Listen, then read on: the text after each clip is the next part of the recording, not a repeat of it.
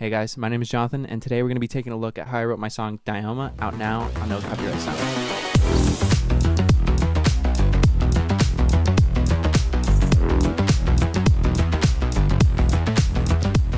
So this song started originally as an idea that I was doing on the Poly D. I had this really interesting arpeggiated bass line that I wanted to mess with.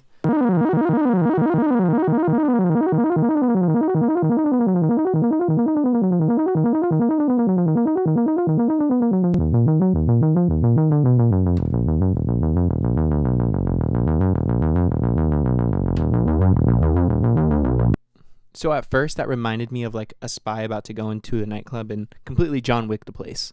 And so I kind of wanted to emulate that feeling as much as possible with the intro.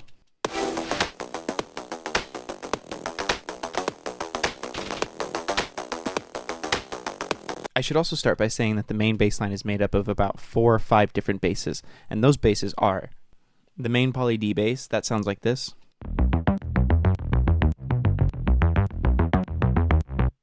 But as you can see here, I rolled off some of the lows and a little bit of the highs. The distortion on the Poly D is pretty harsh, so I wanted to get rid of as much of that high-end like white noise as possible here. And then I brought in some saturation to kind of bring out more distortion, some compression to kind of even everything out, and then a little bit more kind of like creative EQing right here, and then just another roll off of the highs here. The second bass I have is this sub bass. If you have your headphones, or if you're listening to these on monitors, you'll be able to hear this.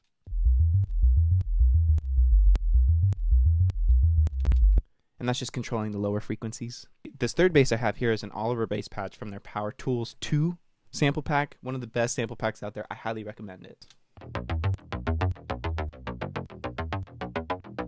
This bass pluck is just kind of adding a little bit more width to the plucks. And then as you can see, I got rid of some more of that low end. I didn't want it interfering with too much with the original bass tones of the Poly D. And then the next one that I have here is an Omnisphere bass patch. That's just controlling the higher end frequencies of the bass plucks. There we go. And then that sounds like this.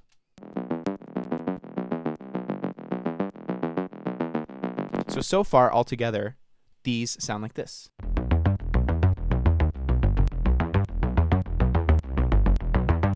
And then this bass here that we have is kind of like my bread and butter bass. I wish that I remember where the original like Serum bass patch for this was. Somebody named Derek made it apparently. I don't remember what that was from.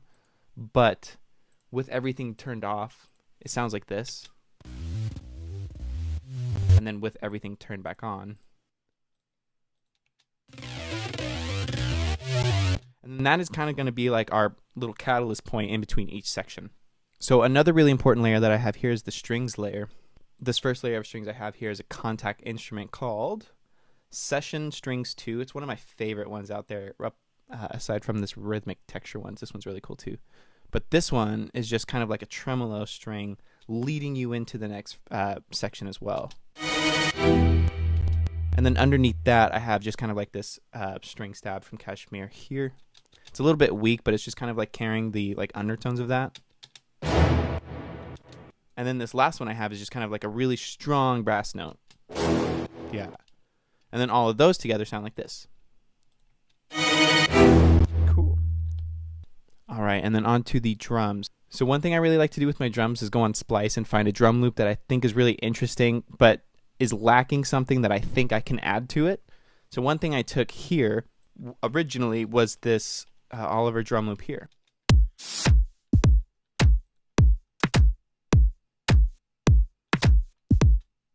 So one thing I did do to the drums here is boost a tiny bit of the low end and then remove some of those higher end frequencies that were kind of hurting my ears. And then I added some saturation to kind of beef everything up in the drums, and then brought in some glue compressor to kind of just tighten everything back down. And then I added some limiter just to make sure everything wasn't going to clip. And then this top layer of drums I have here is just kind of like a drum thing that I made.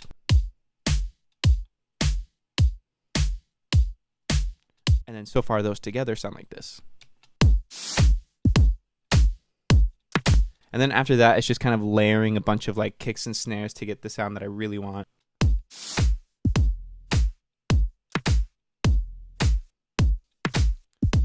And then once we add the bass, the strings, and then everything else, those come together to sound like this.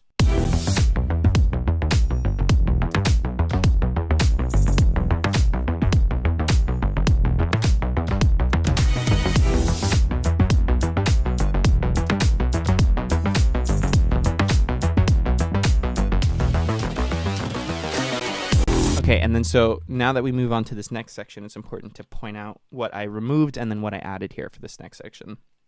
So what I did with this poly bass is I replaced it with another one that's just a little bit more aggressive, a little bit more distorted, and I think it has a little bit more decay on the plex.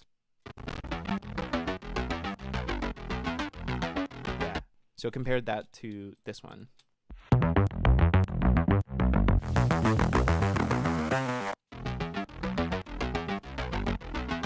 Just kind of flows a little bit better. And then this next bass pluck here is a Serum bass pluck that I made at some point. And that has some low end removed here, and then some flanger, and a little bit of boosting in the mids and a little bit in the highs here. And that's kind of like the main bass pluck noise for the rest of the song too, actually. And then this next bass patch that we have is another Omnisphere bass patch that's a way more aggressive than all the rest of them combined, and those sound like this.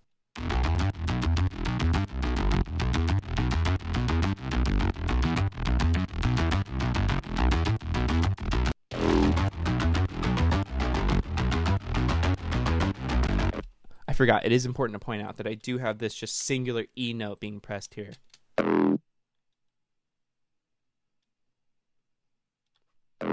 Cool. And then another thing that I did was I removed that sub bass and replaced it with this kind of 4 on the floor, just boom, boom, boom bass right here. And that's just a saw wave bass, I believe. And then this is just a saw wave bass, I believe, with some distortion and a low pass filter, distortion and some compression, yeah. And then this next one is just kind of like a higher end bass note pluck thing. Probably can't even hear it. And then I have a bass pluck here. Another cool thing that I did with the drums here is I replaced this first drum layer. I replaced this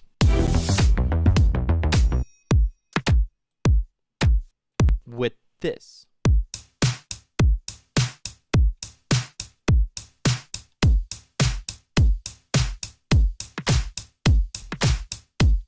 So these drums are way harder.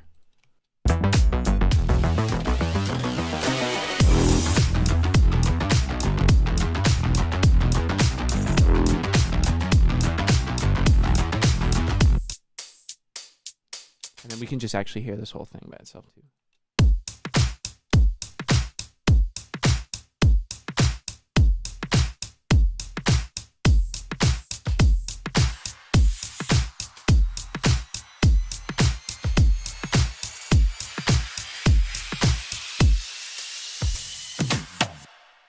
So these risers that I have here are just kind of some fun stuff that I made and some stuff that I found on Splice as well.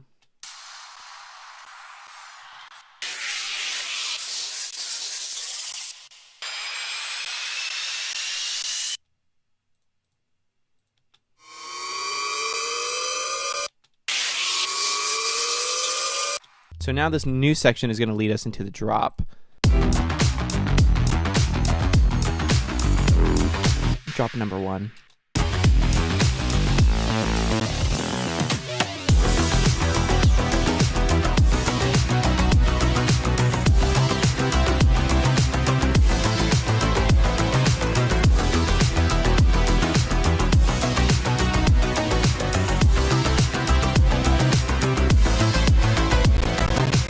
Okay, so let's break down the first drop. So this new Poly D bass is now doing this.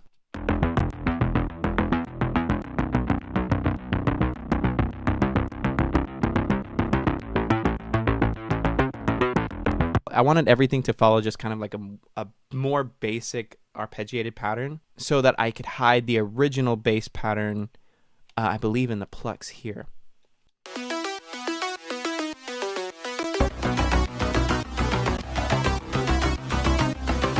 I wanted to add some variety to it and make that original melody kind of become something more than just the main bass melody.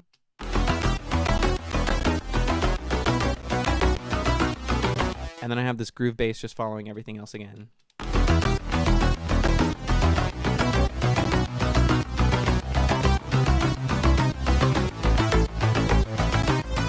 And then one thing here too is that I introduce a lead, but before I introduced the lead, I just took one tiny part and then put it on every snare hit.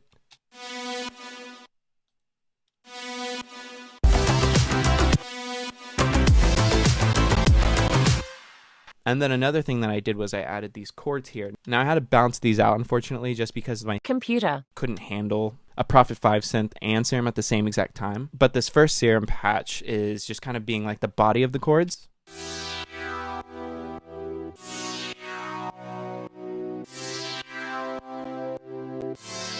And then this Prophet 5 one is just kind of doing the more airy tone to it.